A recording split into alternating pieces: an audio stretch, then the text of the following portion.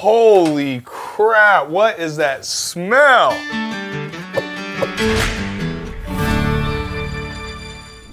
I just bought this property from an estate, but one of the daughters of the estate owners was still living here after I closed the property.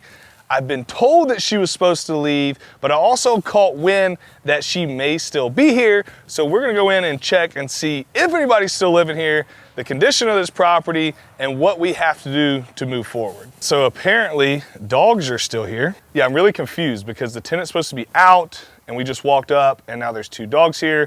So I'm not really sure what we're gonna find inside. Holy crap, what is that smell?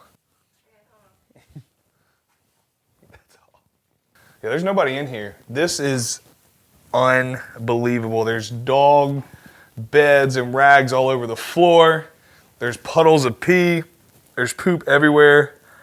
And either this lady who was living here is coming back and forth, or she literally just dipped out. So after we get it all cleaned up, as you can see, there's stuff everywhere. You already know what's going on in the kitchen with the dog stuff. The previous owner has left so many items just laying everywhere. So the first thing we're going to have to do is get a junk removal company to come in, get all this stuff out, and then we'll obviously have to get cleaners to come in and detox the entire part of the house where the dogs have been hoarded at for the last 7 or 8 days. And so once we get, kind of those things taken care of, now we can move into, okay, what do we need to do to actually get this home in good condition to be able to rent to somebody else who's looking for a nice quality home to live in. So the first thing we'll do is we'll patch the ceilings and walls. So you can see there's been possible water damage here, physical damage that's been done to the walls. And also, if you look at the ceilings, we got a lot of cracks, a lot of drywall and mudding repair that we have to take care of before we move on and do anything else. Obviously, once we get all the drywall and the mudding repaired, we're gonna have to go and repaint the entire house. Now, some people love the color pink. What's shown on this wall isn't necessarily my favorite color, and in the other room we have lime green. There's all these different colors throughout the house, so we'll pick a neutral gray that will flow all throughout the house. That way we can appease everybody. One thing that people do is they want to paint the house the colors that they like and try to get cute with it. The problem is it's very subjective. Everybody likes their own paint colors, so we found if we choose one paint color and put it in all our rentals, it makes operations easy for us, and then if the tenants want to go in or the future buyers want to go in and change the paint color themselves, they can. And we look at like these little tiles that they have on the ceilings, not in style anymore, not a good look, so we'll have to take these down and we'll go ahead and replace that with new drywall. Once we get all of the ceilings taken care of and repairing the drywall and the mud, what we'll do in this living room is we'll take this wall right here and we'll go ahead and knock it out and we'll open it up so that it's gonna flow directly into the kitchen.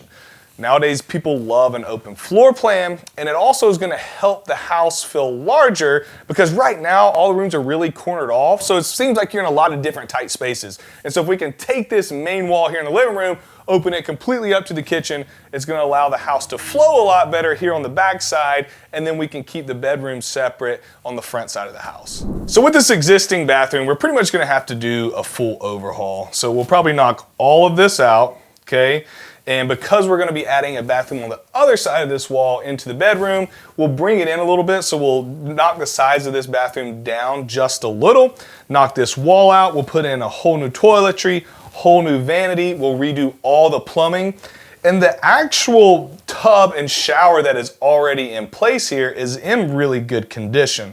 So we'll come in and we'll clean it up, and then we will replace the tiling that is around the outside of the shower with something new. Probably just go with drywall and paint it all the same color in here. We'll then take the flooring, rip up this flooring, make sure that the subflooring underneath this bathroom is doing good, because a lot of times water tends to seep down in bathrooms because you're coming out of a shower, and I can already see there are cracks right here from the shower into the tile, so there's probably water seeping down in there, which is gonna cause the subfloor to get loose and weak, and we're probably gonna need to replace that. And then we'll throw real tile, because right now this is linoleum, pull this up, put real tile down to help us have a sturdy base it's going to be durable, and most importantly, it's going to keep water from seeping down into the bottom of the house, obviously affecting our structure. And so because we're going to take this closet out on this side and put a bathroom here, we'll then need to go ahead and build out a little closet here in this corner, because if you're going to have a bedroom, you need to have a closet. But when we look at value adds, this house is going to become a lot more valuable by us having a little smaller closet, but adding a full bath into one of the bedrooms. If you look at older homes, they have this faux wood paneling instead of drywall. And I hear a lot of people ask, hey, should I take this down and put drywall up? Should I drywall over it? You know, if you're gonna do anything, I would drywall over it. I wouldn't take this out. But what we have learned over time is you don't actually even have to put drywall over this. If you just paint it, this actually looks good, and it adds some character to the house instead of just having drywall all the way through. And then if we look at the floors, they seem in very, very good condition. I am a sucker for old hardwood floors. I love original hardwood floors. There's original hardwoods all throughout this house. I love the stain that is already on the wood, so we'll probably try and keep them the same. And the one thing we'll have to think through is, are we going to carry hardwoods into the kitchen? If so, then we may have to look at sanding down the floors so we can restain the entire house to look the same. But instead of doing that, because the rest of the house already has nice looking hardwood floors, we'll probably just go ahead and put a type of tile in the kitchen and separate the two so we can go ahead and leave these floors as they are. Now with the flooring, one thing we'll have to check when we go underneath the house, which it didn't show up in the inspection report that there were any issues with the subflooring, but we'll go through and we'll make sure all the OSB underneath this hardwood is in good condition and that all of the support beams are doing what they're supposed to do and in place so that we can make sure the foundation and the sturdiness of this home is okay for the long run. One of my favorite features of this house is we have this mudroom that comes off of the backyard before you get into the kitchen.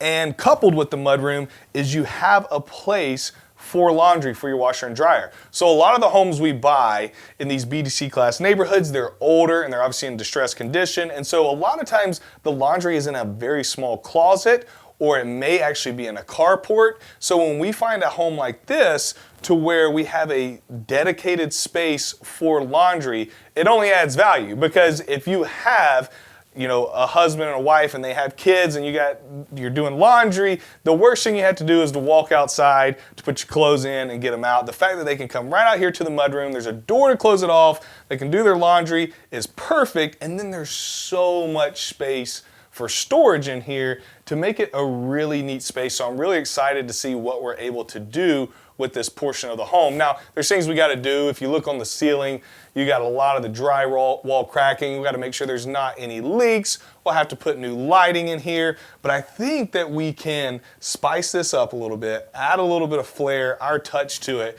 and this could potentially be one of the coolest rooms in the house. All right, so finally the kitchen.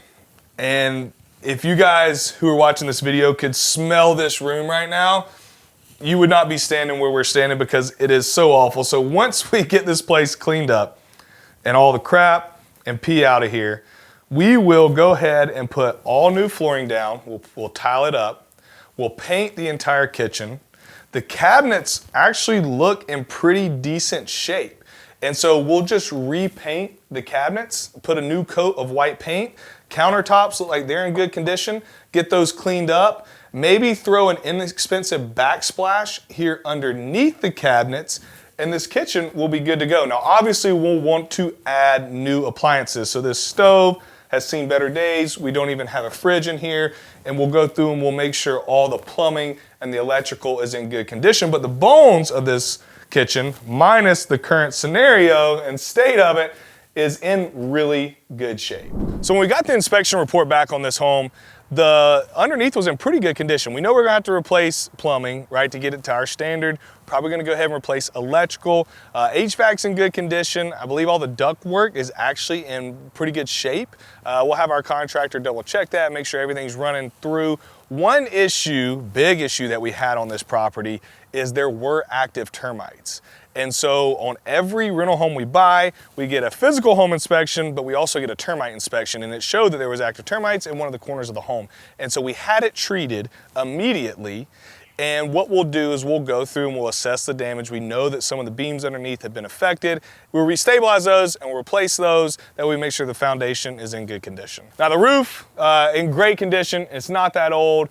We haven't seen any leaking issues. Didn't show up on the inspection report. We didn't see any leaking coming through when we just walked through. And we did have a big rain a couple of days ago and there were no puddles in the house. So that is always a great sign. Now, one thing I don't love aesthetically is these canvases, these covers over the windows. So the windows themselves are in pretty good shape. If we were gonna flip this home and turn around and sell it, I'd go ahead and replace all the windows, but we're not. We're gonna keep it as a rental. They're all in great shape, but aesthetically, we'll take off these canvases, make those look a little bit better. I just think that makes the house look a little bit outdated, so we'll clean that up. There's a nice big patio back here, so we'll pressure wash this, get this all cleaned up, so it'll be in good condition for the next tenant. And then one of the great things about this property is this lot. If you guys look back here, it is massive. And so we've got this whole area behind me, okay, all the way to that fence line.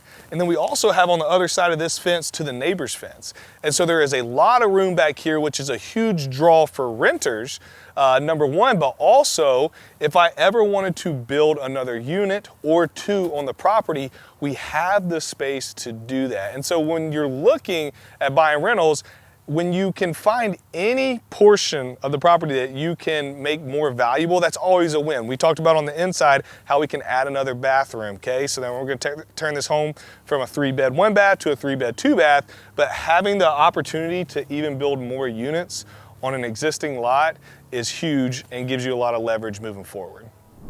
So the numbers on this house look like this. They were asking around $135,000. We were able to get it at $105,000. So I believe we have around $30,000 worth of rehab that we're gonna have to do on this property, which is gonna put us all in at around $135,000.